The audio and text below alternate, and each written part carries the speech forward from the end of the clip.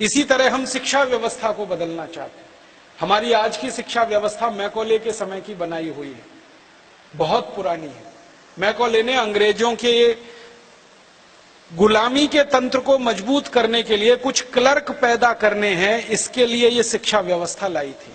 Macaulay ने खुद अपने ड्राफ्ट में लिखा है कि गुलामी की व्यवस्था को पक्का करने के लिए, अंग्रेज सरकार और भारतवासियों के बीच पुल का काम करने के लिए कुछ क्लर्कों की जरूरत है। इसके लिए उन्होंने ये लाया इंडियन एजुकेशन एक्ट। अब वही हम क्यों चला रहे हैं आजादी के 62-63 साल के बाद? हमें तो गुलाम नहीं पैदा करने, हमें तो क्लर्क पैदा नहीं करने, हमें तो वैज्ञानिक चाहिए, इंजीनियर चाहिए, डॉक्टर चाहिए, चार्टर्ड अकाउंटेंट चाहिए और दिमाग से चाहिए। इसलिए शिक्षा व्यवस्था बदलनी है और शिक्षा व्यवस्था की भाषा भी बदलनी है। हम अभी अंग्रेजी में पढ़ते और पढ़ाते हैं जो दुनिया का कोई देश नहीं करता।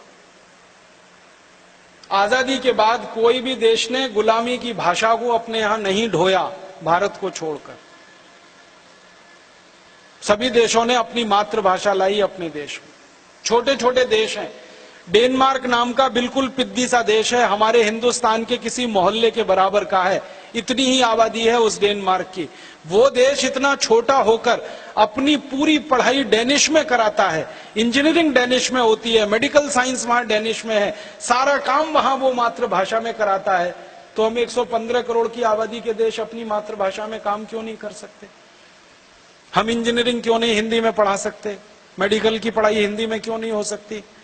मैनेजमेंट की पढ़ाई हिंदी में क्यों नहीं हो सकती? चार्टर्ड अकाउंटेंसी की पढ़ाई हिंदी में क्यों नहीं हो सकती? तो कुछ लोग कुतर्क देते हैं कि हिंदी में शब्दों की कमी है। ऐसी कोई कमी नहीं है। डेनिश भाषा के पास तो बिल्कुल शब्द नहीं है, उससे तो 1000 गुना ज्यादा हमारे पास है। शब्दों की कोई कमी नहीं है, शब्दकोश की कोई कमी नहीं, हमारे पास पर्याप्त शब्द हैं। अंग्रेजी से ज्यादा शब्द हैं हमारे पास। अंग्रेजी तो भाषा 5वीं शताब्दी से आई है, उसके पहले तो कोई जानता नहीं उनका इतिहास क्या। दुनिया भर के देशों से खिचड़ी बना के इकट्ठी की हुई है उन्होंने। लैटिन से कुछ ले लिया, जर्मन से कुछ ले लिया, फ्रेंच में से कुछ ले लिया, इटालियन में से ले लिया, इससे ले लिया और बना दिया। हमको तो ये नहीं करना पड़ा। संस्कृत में ऐसा घालमेल करने की जरूरत नहीं पड़ी कभी इस देश को, करोड़ों साल से। और जितना ज्यादा शब्द संस्कृत में हो सकते हैं दुनिया की किसी भाषा में संभव नहीं है, क्योंकि शब्द रूप और धातु रूप यही एक भाषा में है। करोड़ों शब्द। अंग्रेजी में तो अकाल है शब्दों का। एक शब्द है सन, SUN, वो अकेला ही है, दूसरा है ही नहीं। सूरज को बोलने का सन के अलावा दूसरा शब्द नहीं अंग्रेजी के पास। और हम अगर संस्कृत और हिंदी की बात करें तो दिनकर, दिवाकर, रवि, भास्कर, मार्तंड, 84 शब्द हैं हमारे पास। एक शब्द है अंग्रेजों के पास मून, वो अकेला है, इकलौता है। और हम चंद्रमा के अगर शब्दों की गिनती शुरू कर दें तो वो 62-63 है। एक शब्द है उनके पास वाटर, पानी, और वो पानी चाहे नदी का हो, चाहे नाले का हो, चाहे तालाब का हो, चाहे कहीं का हो, वो एक ही है, वाटर। हमारे पास तो हर जगह के पानी के लिए अलग शब्द है। नदी के पानी के लिए अलग, आकाश के पानी के लिए अलग, समुद्र के पानी के लिए अलग, तालाब के पानी के लिए अलग। शब्दों का भंडार जितना बड़ा हमारे पास है, किसी के पास नहीं। और जिस भाषा के पास शब्दों का भंडार हो वहां पाठ्यक्रम भी बहुत आसानी से बन सकते हैं, पढ़ाए जा सकते हैं। इसलिए हमें तो अंग्रेजी को छोड़ना ही है, और ऐसे ही छोड़ना है जैसे अंग्रेजों को छोड़ा था। अंग्रेजों को छोड़ दिया तो उनकी अंग्रेजी को छाती से क्यों लगा के घूमे? जरूरत क्या? हमें तो नहीं जरूरत है। आप बोलेंगे जी अंतरराष्ट्रीय व्यापार करना है तो अंग्रेजी की जरूरत है। कुछ जरूरत नहीं है। जापान बिना अंग्रेजी जाने, सीखे, समझे अंतरराष्ट्रीय व्यापार करता है। जापान का प्रधानमंत्री भी अंग्रेजी नहीं जानता, चपरासी भी अंग्रेजी नहीं जानता। सारी दुनिया में उनका माल बिकता है बिना अंग्रेजी के, तो हमारा क्यों नहीं बिकेगा?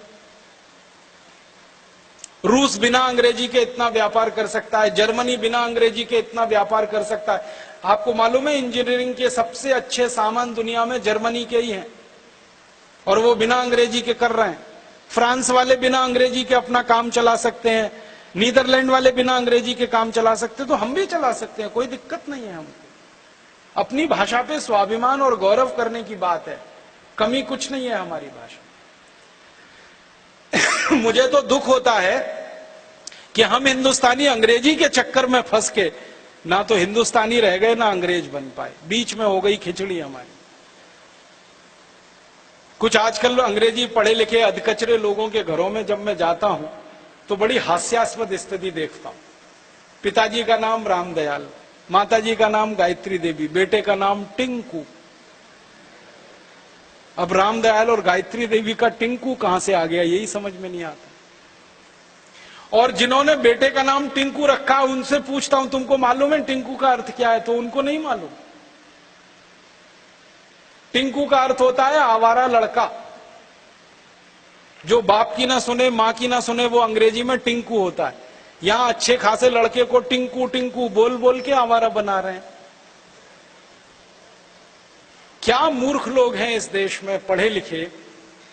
बेटी का नाम डिंपल, ट्विंकल, बबली, डबली, बबलू, डबलू, क्या मतलब है बबलू, डबलू, ट्विंकल, टिंपल।